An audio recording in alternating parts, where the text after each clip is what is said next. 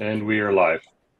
Right. Welcome to the Golf Podcast Live. I'm your host, Rafael Calamat. I'm in Toronto. Mike's in Vancouver as usual, and we have a very special guest.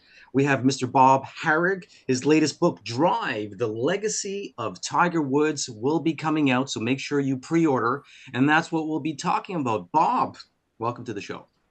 Thanks for having me. Glad to be here. Thank you. You know, we were just talking about before we went on about the craziness and the procedures that Tigers went through just to play golf and have that all lead up to his win at the 2019 Masters. Just incredible. I was in pain just reading some of the excerpts from there. Tell us a little bit about the details of what he had to go through with all the people involved in his life that we really didn't know. Right. Yeah, it's kind of hard to believe 5 years have gone by now. This is going to be the 5-year anniversary of that Masters win in 19, his 15th. And really, it all kind of started 2 years before, almost to the day that the Masters was taking place in 2017. Tiger showed up at the Champions Dinner. There had been some hope that he might play the Masters that year. But earlier in the year, or in 2017, he had sort of an aborted comeback again. He didn't play in all of 16. He played at the Hero in December, tried to play Torrey Pines, missed the cut, went all the way to Dubai, withdrew after one round. And basically, it became clear to him he couldn't do this anymore. And in fact, it was really a quality of life issue. And he left that Champions Dinner that night, Tuesday night, and flew overseas to London to meet with consultants, basically who his trainer at the time, his name's Dan Hellman, sort of recommended and set up. Like, we need to get you with the right people who can sort of lay out a plan for you and get you with the proper doctors who we know that we can trust and don't just want to operate on Tiger Woods, because, who wouldn't want to operate on Tiger Woods if you're a doctor? And they laid forth this plan to have a spinal fusion, which they actually had done within weeks. It was later in April. I mean, they didn't mess around. You and I might have to wait a while, not them. They got it done. Went to a place in Texas called the Texas Back Institute. A guy named Dr. Richard Geyer performed the spinal fusion. He's done thousands of them. But just because somebody's done thousands of them on average guys like you and me doesn't mean that it's going to work for a high-level athlete, or certainly a golfer who's had back problems for years. And the fact that Tiger came back from that and actually, within a year of that surgery, was contending in a golf tournament. It's really remarkable to think about in 2018, what a year he had and how much he played. He finally won at the Tour Championship. He contended in 2 majors, and that sort of led into that 2019 Masters. But it was a heck of a journey to get there. And Tiger, I think a lot of people have said, look, I've done enough. I've had a great career. Why put myself through this? I just need my back to feel better so I can play with my kids and get around. And instead, he ended up winning 3 more times. And who knows where he's going to go from here. He's had, obviously, as we know, he's had quite another medical setback since then that he's been working to overcome. But, all of that is part of the story of his drive and why that book got done. When you point out a lot of interesting details that aren't public knowledge, like even that Champions Dinner, he barely made it. He was not comfortable, put it lightly, to get to that dinner, and there's a lot more behind the scenes that he was dealing with, and he was kind of a master of secrecy, because keeping his wounds close, which was really fascinating. But you highlight a lot of extra details about that. And, can you tell us a bit about your interview process and how you uncovered a lot of this information while you were putting this book together? Yeah, well, I've been covering Tiger for a long time. In my time at ESPN, now with Sports Illustrated, and back in that time frame, Tiger trying to come back a couple times from, he had 4 microdiscectomies, if you remember. He had one, we're coming up on 10 years. at the end of March in 2014. He probably came back from that too soon. I think we've come to learn that. 2015 he played, but he didn't play very well. He only played 10 times worldwide. And despite some optimism at the end, he ended up having that microdiscectomy procedure done twice more in the fall, 6 weeks apart in 2015. It makes you think that the first one in 2015 wasn't right if they had to do it 6 weeks later. He sat out all of 16. And then at some point in 2017, he started working with a guy who I started to notice was around. And they don't announce this stuff. They keep it quiet. But and that's Dan Hellman, and he was his like a physio, a trainer. He clearly knew about the golf swing, about the lower back. And Dan, he had to be careful about what he could say because obviously there's privacy issues, and everything Dan told me was in the spirit of, I'm a huge Tiger fan and I am amazed at what he was able to accomplish. And Dan knew probably better than anybody just how bad it was. And, there came a point where Dan was like, we just want this guy upright so he can walk and enjoy his life. And so I got to know him a little bit. And Dan was there with Tiger throughout, when he went to Dubai and had to withdraw, when he came back at the end of 17, all of 18. And I just used to see him. I used to see him every turn. For months, I didn't even know his full name. So I kept in touch with him, and he kind of steered me down the road of what was going on here. Obviously, there was other people. It was probably in the summer of 2018 where Nick Faldo disclosed that Tiger had said at that 2017 banquet, Champions Dinner, I think I'm done. He thought it was over, and he needed a nerve block just to get up the stairs at Augusta National to get to that dinner. He was in immense pain that night. And, when Faldo said that, I remember following up with Tiger afterward, and he wasn't too happy about that coming out. But he said, look, I was done. At that time, I thought I was done. And that's in the book. I explained what he said at the time. I mean, Tiger has always been reluctant to share a whole lot of details about all of this. Yeah. I think part of it is due to, it's just his nature. For a guy who's so famous, he's tried to remain private, but also I don't think there's a part that doesn't want to use it as an excuse. But I think this is an easy time to use it as an excuse. I think we all sort of understand what he was dealing with, and that would be hard. No, you've got a great point there, Bob. His inner circle has always been very small. It's only recently that he's been more open towards the media, where he's been taking longer interviews. He's been a lot more social. And, we spoke to Len Matisse yesterday, and we spoke also to John Cook, and we're talking about the length of a golfer's career, and it's very unique in the sense that it's much longer than other sports. And so prolonging your career, creating a lasting legacy, no pun intended, is really important for most golfers on the PGA Tour, especially for Tiger. Ever since he was very little, he was 7, 8, 9 years old. He had records above his bedpost, and so he still has that frame of mind where he wants to reach certain goals. And that brings us to the current day, the current year, a brand new calendar, and Tiger looks like he will be playing. Any news on where he will be playing? He's alluded to playing maybe once a month. Is that still a reality, or will he just be playing in the majors?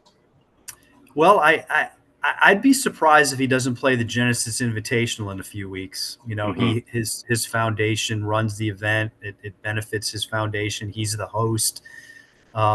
That would be a warning sign if he's not going to play there. I think we all sort of expect that. He played it last year when he was in far worse shape. The ankle surgery he had after the Masters really helped him a lot. It's why there's this optimism that he might be able to play once a month. And then you kind of look at the schedule after that, and you kind of understand, well, it's going to be very hard for Tiger to play 2 in a row. Maybe even it might be hard for him to play with a week off. So you need a couple of weeks, and that looks perfect for the Players Championship if he wants to add one before the Masters. And then after the Players, there's 3 weeks before the Masters. And then it kind of goes into this, once a month with the majors. I hear, well, why doesn't he maybe play at the Honda? Well, it's now called it's I'm sorry, I forget the name of it. It's not called the Honda anymore. No, it's not the Honda anymore. It's been the Honda for so many years. Right. My apologies. But that's where he lives. But it's only 2 weeks after Riviera. There'd only be 1 week in between. It just doesn't really make sense. You figure that Tiger is going to needs a few days to recover and then a few more days to ramp up. And that's why the idea of playing so soon doesn't seem to make sense. And then the way the majors are spaced, there's really not much time to get in another event in there. It's too bad because I think if Tiger could get some reps, the golf, I saw him in the Bahamas, I saw him at the PNC. The golf swing looks great. Tiger's still a world-class ball striker, even at 48 years old. The chipping and putting is something that is still supreme, obviously, if he's working on it. But there's no way to approximate tournament round reps except doing it. So he'll show up at the Riviera and have played. He's going to play against guys at a top field who've played 4 or 5 times already this year. So it's not that easy for him at this point. But yet, you never say never with Tiger, I don't think. Absolutely. No, he's always in the game, and he's proven it time and time again. When he's called out, he then surprises us with something amazing, and you never know. We're all hopeful that we see that happen this year. That's for sure. Definitely. Bob, I just want to thank you for your time and coming on today and talking about your book. I would highly recommend for everybody listening and watching on all our platforms to go out there and get his latest book called Drive, The Legacy of Tiger Woods. And, hopefully we'll see you out there. Mike and I will be traveling quite a bit this year and making some new content, possibly at some events. And maybe we could get a few holes in if you're up for it. Excellent. That'd be great. Happy to.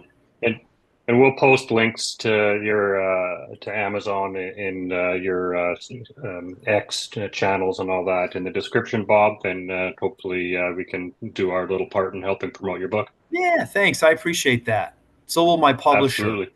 They'll really appreciate it. We'll put their link in too. Thanks so much, guys. Fantastic. All right. Enjoy the day, Bob. Enjoyed it. Thanks a lot. Be well. Take care. Take care. Bye-bye. Well, I'll tell you, Bob's a great guy. He's a great writer. He's got a number of books out there. Make sure you check out what he's doing. Again, his latest book is The Lasting Legacy of Tiger Woods. I misread that.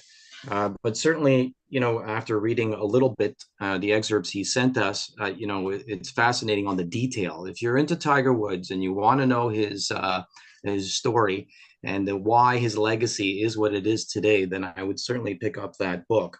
Today we got another special guest coming up very shortly, so I'm looking forward to that. Mike, we recently talked to Len Matisse as well as John Cook, and we were talking about Nick Dunlap. And let me ask you this: what would you? I think I don't even need to ask you, do I? Would you turn pro? I mean, I know it's an amazing opportunity. He's got 2 years, without a doubt. My reasoning behind it is because anything could happen. We talk about these long careers, but we just talked about injury for Tiger Woods. What if, knock on wood, he breaks his leg or something traumatic happens in his life where he can't play golf anymore? That would be just, detrimental. So absolutely take the money and play pro golf. Well, look who's here. In fact, there he is. Rick Young, welcome to the show. We've got Mr. Rick Young from Score Golf, my Golf Spy contributor and golfing advocate, formerly past president of the GJAC. Welcome to the show. Guys, Happy New Year. Happy New Year. Happy New Year. Yeah. Great to see you again. Nice to join you guys again. We were just talking to Bob Harig about his new book, Drive, The Lasting Legacy of Tiger Woods. Pretty fascinating. We've got a couple of chapters from there, very detailed, things that you would never think actually happened, and lots of name dropping and details. So fascinating.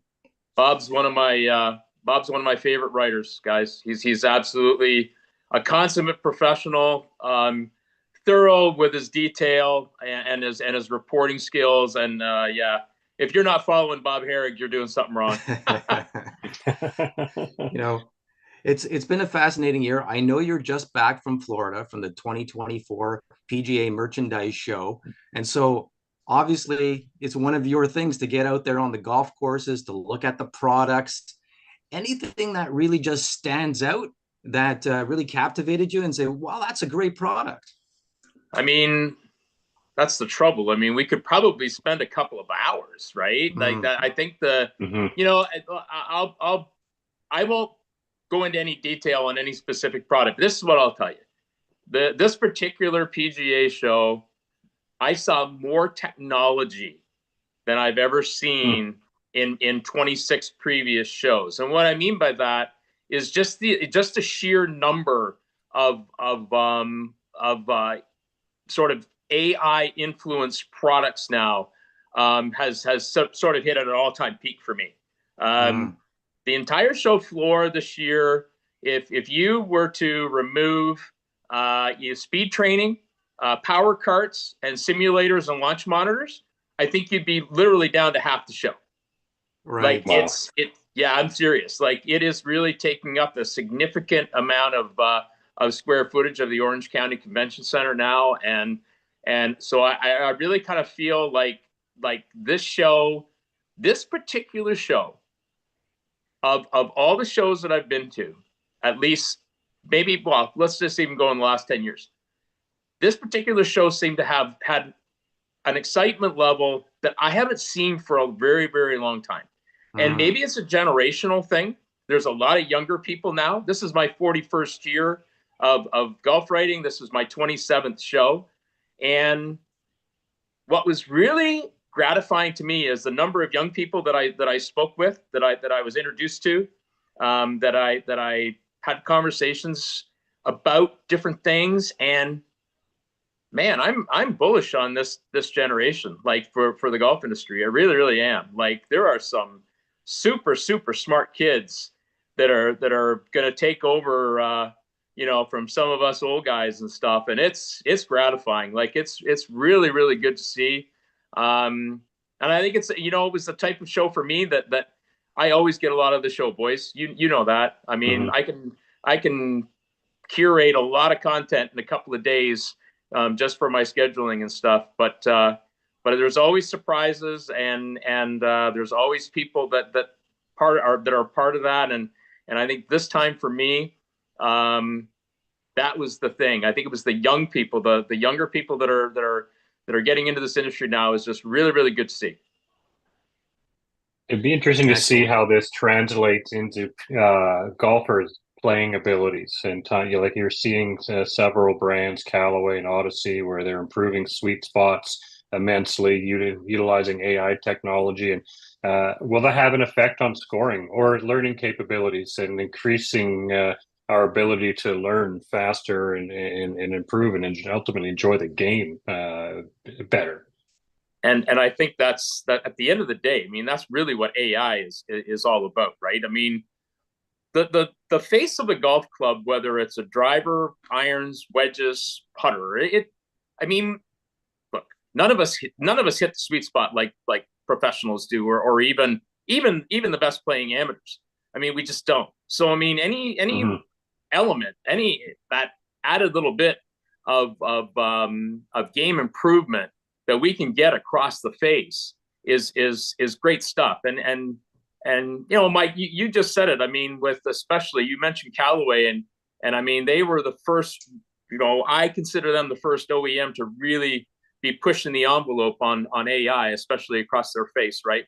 But I mean, AI is starting to appear now in the body of drivers themselves, and the bodies of iron models themselves, just based on structure and weight placement and that kind of thing. The precision that is really what this has become.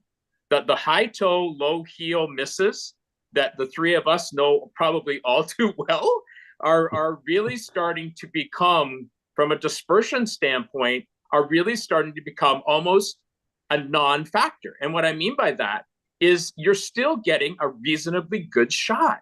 Right. And I mean, I think at the end of the day, like, we have to look at what this is AI is doing, not for the pros. We get all that. I mean, you can see what they can do with golf balls and golf clubs and on a weekend and stuff, and it's brilliant. I mean, it's unbelievable. But it's what they're really doing for the 99.999% of us out there that are just playing recreational. That's tremendous. And yeah, I really think that we're sort of getting into a new era of this sort of thing. AI is probably going to be, well, it probably already is, and I just don't really, I can't really say, with any assurance that I'm factual in this, but I'm sure AI is already having some influence on golf balls, Right. in some way, shape, or form. It's already 3D modeling is already, Cobra has already kind of gone down that road and stuff. And when we see what Odyssey has done with their new AI one this year, yeah, I mean, it's everywhere, and it's great to see. It really is. Rick, we're old enough to remember the evolution of the game, playing with persimmon woods, and then working our way up to larger and larger club heads. I still to this day have a hard time hitting a really big head driver. I look at it and it doesn't feel right. I feel like I'm holding a tennis racket. The heads are so big. Now they're easier to hit, but they're less aerodynamic. You'll see some of the older players still play with their 3 woods, more so than their driver off the tee. But it's pretty fascinating. Going back to playing the game of golf. I know you were in Florida. Did you get a chance to play, and where did you play? I actually had kind of a busy week. I got in on Saturday, and on Sunday joined my buddy Jason Bruno from Lynx Nation, and we went over to a municipal course in Winter Park called Dubsdread. It's celebrating its 100th anniversary this year. I've always been a fan. It's classic, right? It's that classic old school golf course architecture. Designed by Tom Bendelow, who's a maybe probably the first really great American designer that came to North America and or was influential, I should say, in North America. And then on Monday we were at the opening of Cabot. Cabot Citrus Farms opened. Wow! On Monday, which so much about that. Yeah, it was pretty special. Ben Cowan-Dewar rolled out the red carpet for the media, it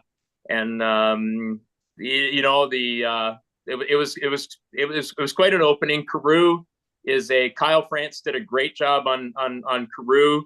Mike Nuzzo and what he's already done with the squeeze and the short course and the putting course there. Very special. It's early. I think the golf course and the property probably could have used maybe 3 more months before people seen it. But again, Ben's smart enough to know he's got the whole industry down there in Florida at one time. So you take advantage of that. And then I closed out the week on Friday back at one of my favorite places in the state of Florida, and that's Winter Park WP9. There's nothing like it. It's Riley Johns and Keith Rebb. I wrote a piece and I actually reposted it this morning. It's 5 years since I did a piece on them and what was done there with Matt Janella and the city of Winter Park. And I still think it's one of the great stories, comeback stories of a golf course. And got a soft spot in my heart for the place. And I make sure that I go, and I don't miss it. Every year I go to Florida, I always make sure I go to Winter Park. Excellent. That's fantastic. We're going to throw that on the list, Raf. Yeah. Well, I'm fascinated with so many things at the show. One of which is that there were 1,000 exhibitors this year. It's over 30,000 people visiting. Now, for those of you who don't know, who've never been, it's an industry must, but it's not open to the public. So if you are in the industry, you need to go and take a look at it. Now, did Score Golf have an area? Do they usually have a spot over at the show? No, I mean, Jason Logan and my editor and Paul Bodak, our boss, he was down there, and no, we're there. We're part of media. We're down there to cover the show, and we do a pretty good. We like to think we do a pretty good job, and we also like to think that the show does a pretty good job for us as well, right? And having the industry all there. I wound up, I had 27 appointments, Raf, this time around. Oh, 27 wow. appointments. I've got 27 interviews sitting on my iPhone right now that I've got to take care of and stuff. And yeah, I mean, I think that, and what was nice to see for me this year too is the media presence was higher again this year. And I don't know what, like the foot traffic. I never pay attention to foot traffic on a Wednesday. Okay, I never do. I'm far more interested in foot traffic on the Thursday, because I think it's a better. I think it gives me a sort of a better baseline of just how much interest and intrigue is actually going into this show. And I can honestly say that this past Thursday, when I was at the show on the show floor, I was blown away by the amount of foot traffic out there. It was absolutely beyond what I expected. And now I know that the concert, the Jake Owen concert at night is a big plum, and I fully understand that. And hey, good on PGA Expo and the PGA of America for implementing that as part of the as part of the itinerary now. I think it's going to only manifest itself into getting more people down there on an annual basis. Right.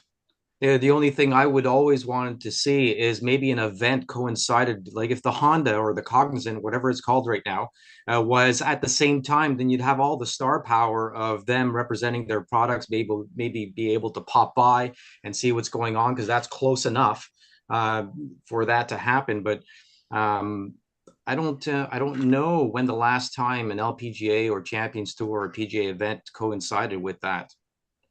Well, the LPGA Tour event is actually in Orlando. That's right. That's right. And so it does have a little bit of an advantage, and it's kind of nice because Brooke always plays so well in that event. Right. Last year, and so the LPGA kicks off their season at the end of that week. But again, you have to go in early. You have to be willing to do that and make your way over there and that kind of thing. I've done it a couple of times in the past, just for very brief, just to see how Brooke is doing the golf course, maybe follow her a little bit. But at the same time, it's a busy week, it's a costly week, and it's tough to make that commitment. But I know where you're going. I understand. I totally get it. For fun, Rick, what's your favorite restaurants when you're down for this show? Since you've been 27 times, is there a go-to spot that you don't miss every year? I go to Miller's Ale House every year, boys. I never miss it. It's right across the street from where I am. I've stayed at the Rosen Inn, Point Orlando, which is the budget hotel down there for 27 years. I've never moved. It's convenient. It's easy. Miller's is right across the street. Del Frisco Steakhouse. Cabot had a wonderful dinner for some of us on Wednesday night there. Ben graciously puts on a media dinner on the Wednesday, and it's fabulous and stuff. But there's and then there's so many, just Point Orlando itself now. There's just so many great restaurants over there, the pub and the Capitol Grill and there's a lot. I mean, if you go down there, you're not going to starve. That's for sure. One of the hot topics right now, just so we could kind of pivot a little bit with some of the people we spoke to this week, like Len Matisse and John Cook. We talked about a young man named Nick Dunlop and his opportunities right now as a golfer to turn pro. Your thoughts on his playing, and should he turn pro? I mean, there's so much opportunity. It's harder than ever to get into these events. Should he turn pro? Yes, and yes. Look, we have to look at this probably from a Nick Dunlap perspective, and I totally understand that. I understand where he is in school and all that other stuff. But here's the thing: you've earned this, right? You've just earned 2 years of exempt status on the PGA Tour. I mean, look, you can finish school whenever you want. I mean, online schooling now is just the same. Like it's not really any different. So what he'll miss from an experiential standpoint in school, he will more than gain by turning professional and getting his feet wet like right away on the PGA Tour. I see no downside whatsoever, like nothing. Yeah. Like for him, I think it has to do with the culture out in college, having the NCAA experience in Division I, playing another amateur and maybe winning another amateur. You know, that type of creating. He's had a lot of that experience already, though. Absolutely. He's in the Masters. He's in all the. I think Mike just said it. I think he's already done. He's kind of. I hate using the word "been there, done that." It doesn't really. We don't want to demean it or anything like that, because he's had an amazing experience and Walker Cup, right? So, but that's it. He's experienced those things. He hasn't experienced those things that he's going to have in the next couple of years on the PGA Tour. Now, you might say to yourself, "Wow, I mean, the kid's so good. I mean, he's going to be out there at some point." Yeah, there's no doubt about that. But look, he's got this. I mean, it's staring at him right now. He can play anywhere he wants, pretty much through based on that exempt status through for 2 years.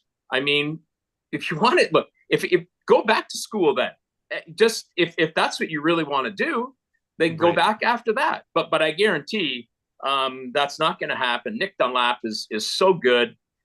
He proved that last week. He showed what he can do amongst the best professionals, in the world. Including like the likes of a Justin Thomas, who had nothing but glowing things to say about the kid, right? And so I just think, no, you have to. This is your destiny. This is your journey. Start it now. Just get it going. And it's just so difficult right now to get into these elevated events and to get into the majors and to, 100%. Make it to the playoffs. And the money is now generational, where you could really take care of your family. And we keep on forgetting, I know this is golf and people have careers like John Cook did for 41 years. What did he say? 44 years yesterday? I don't remember. That's a 44. Long career to play Champions Tour. Other sports, you're lucky. You're lucky you have a career anywhere between 5 and 10 years. That's incredible. Now, when you think he could have an injury, something can happen where, he won't be able to live out his dream.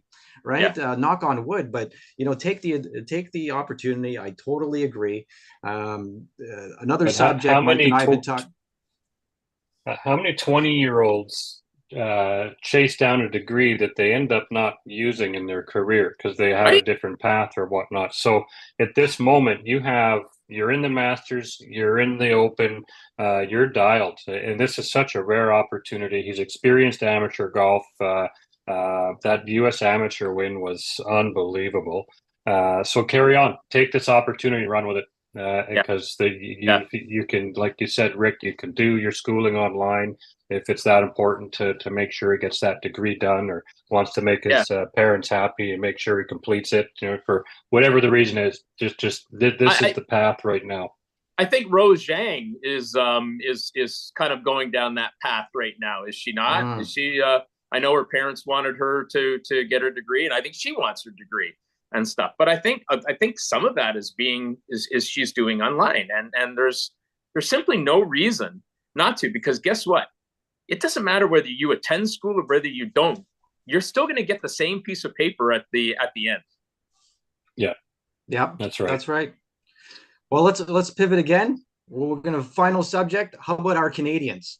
We got Hughes, Pendrith, Hadwin, even Sloan played last week. It was great to see him out there. I know he missed a cut by 1 or 2, but Silverman and Taylor, we obviously a fantastic year last year for Canadians on the PGA Tour, winning 4 events, just mind-blowing. And I don't think they ever get enough coverage. There's always the bias for Americans, but certainly we're thrilled to cover it and talk about it and post about it. What are your thoughts about how this year is going to go, and who do you feel is going to have a stellar year? Well, you didn't even mention Svensson either, Raf. And I mean, Yeah, I think Svensson, absolutely. right. Like, There's I mean, too many guys to drop now, right? That's and you know Svensson, what? In all fairness, that's a good problem. I mean, this is where this is a new generation of for Canadian golf. It's a completely new chapter that's being written by this group. Now, I think that credit where credit is due. I think you give credit to those players. Absolutely, without question. You give credit to their coaches, but you also have to give some credit to Golf Canada and to their development initiatives that have gone on here for the last several years. I'm not sure that any of them that went through the program, for instance, would be where they are right now without it. But you know, I break down each guy, and you know, I obviously last year. I mean, Nick's win at the RBC Canadian Open, I don't even think we have to talk about that. I think we know what it meant. I think we understand the historical significance behind that. But all I see is from those guys is talent on top of more talent. And what I mean by that is I don't really see a ton of weaknesses in any of their games. I think there's I think Mac and Adam can be streaky putters. I think sometimes Corey, you know, maybe that's the weakest link of his game is putting. You know, I think some of the other guys, they hit it miles. And it all I think just all of it comes down to is I think is confidence. I believe right now that we have the most confident group of Canadians that we've ever had on the Canadian on the PGA Tour and on tours worldwide. I think that they know now that they can win, that they can compete against Rory McIlroy, Justin Thomas, all the best players in the world, and not only compete but win. And so I see a big year ahead for all of them. I'm hopeful that wouldn't it be just great if we could just get one of those guys to win a major again and just to back up what Weirzy did in 2003 at Augusta National. And I think they're capable. You know, it's so funny you mentioned that. I was watching that last night. I was watching the final 18th hole with Len Matisse hitting it over into the pine straw on the right, where you had to kind of lay up and drop it over behind the bunker. He was dead. Hit it over on the back of the green. Then he two putted for his bogey, because if he, you know, and then he, you know, went the playoff hole on number 10 where he kind of hit it behind the tree, got stymied. It was pretty sad to watch, you know, and we've spoken, we've had the privilege to speak to Len a couple of times now, and going through that, he's still living it. You could see it on his face. Yeah, that was a game that probably changer. keeps him up at night. Yeah, so his par putt on the playoff hole, he almost put it off the green. So yeah, just that's it's a different perspective these days when you rewatch it. When you rewatch it and you know the game as well as we do, and you see Mike's, you know, how Mike's playing it out, how he's preparing, how focused he is, what happened on, you know, from 15 to 18, and how it was just meant to be. I think and I still, you know, to this day, I'm playing it right over in my mind right now. The putt on 18 to get into the playoff, you know, that putt, everybody, you know, that was not a 3-foot or a 2-foot putt. That thing was 6 to 7 feet on greens that run basically 13 to 14 on a stimp meter. I mean, that putt was dead right with his Scotty Cameron right in the middle of the hole, and I almost felt like when he made that putt, he was destined to win that tournament. I really felt that. I agree. I agree. I watched that live. You know, I remember screaming by myself in my apartment in downtown Vancouver how excited you know, I was to see that putt fall. They heard you all the way to Victoria, didn't they, Mike? Oh yeah, they sure did. No, that was so exciting, and I think we will see one of our guys win a major at some point, because there's enough of them and they are really good. And golf's a streaky game, and you know, we can all be bad putters here and there, but these guys, some days the stars all align, and I expect to see one of our guys pull it off, and like- I can't just wait. like last year. Last year was the closest thing we came to a major, seeing Nick Taylor pour in a 72-foot putt, to win the Canadian Open after all these years, and everyone being there, including, we were alluding to Mike Weir. Mike Weir standing there on the green. It's just that whole experience. I remember seeing you, Rick, a day or two before then. We walked the hole together at the Canadian Open, so that was pretty great to finally meet you and have that experience. But this year we've got the Canadian Open over in Hamilton, and we've got the President's Cup at Royal Montreal Golf Club, my old, playing ground. I used to be an assistant professional there in the early 2000s. And we did attend the President's Cup. I used to work for CJAD 800 AM in Montreal and cover the President's Cup back then. Mike, you were there.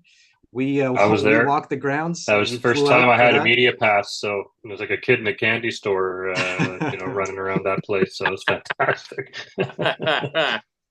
But hopefully we'll see you there, Rick. We'll see you over at the President's Cup and the Canadian Open this year. Hope to be at both events, and I'm certainly looking forward to them. Boy, wouldn't it be just great if we could back up Nick Taylor's win at the RBC Canadian Open with another Canadian winning it at Hamilton, and then the international side winning for Weirsey at Royal Montreal. What a year that would be. Yeah. We talked about this to Kevin Blue in December. So Kevin was saying that there's a very good chance that another Canadian's going to win. Why not? They're playing so well, with the momentum and the inspiration behind Taylor winning. Why not? Back in 2000, when I was in the professional golf management program, I remember Bob Boschman saying, the goal for Golf Canada is to get 5 golf professionals into the top 100 of the official world golf ranking in 10 years. And so now we're seeing that take fruition. It's taken a little longer, but it's happening. It's happening, and there's no reason to think. I think that just the fact that sometimes it's all about breakthroughs, right? So maybe Corey and Mac and Adam and maybe they look at the whole situation and they say, well, it's probably not going to happen. It was 69 years or whatever. Now they see Nick do it, and they look in the mirror and they say, why not me? Why not me? I can do that. Yeah. And so, I just think there's that we've this group of guys. Boy, I wish the girls could. I wish we had the sheer numbers on the LPGA. I mean and we'll get there at some point. I really believe that. It's just a lull right now. But boy, this group of guys, they are so talented. I think that fear or that maybe that negative connotation of being a Canadian and in the whole world of U.S. professional golf or whatever, I think that stuff is gone with this group. They don't care. They all live down the States anyway. I think they know they can compete. I think they know they can win. And I just think that there's no reason to think that we can't duplicate 2023 in 2024. Absolutely, I believe that. I agree. Well, look, Rick, thanks for your time. I don't know what to say, but thanks for coming on. It's always a pleasure to talk to you. Your perspective is always unique and Canadian, which is excellent. We get a lot of Americans on the show, so we're always thankful to have you on and take the time. I know you've had a long flight and a long week, so enjoy your weekend, and hopefully we'll get a round of golf very soon. Thanks, guys. Yes, that'd be awesome. I appreciate you both. I appreciate what you do. Keep doing what you do, and I look forward to being on with you again. Thank you very much. We appreciate your support, and we'll see you hopefully very soon. You get, boys. All the best. All right. Okay. Take care. Take care. Thanks.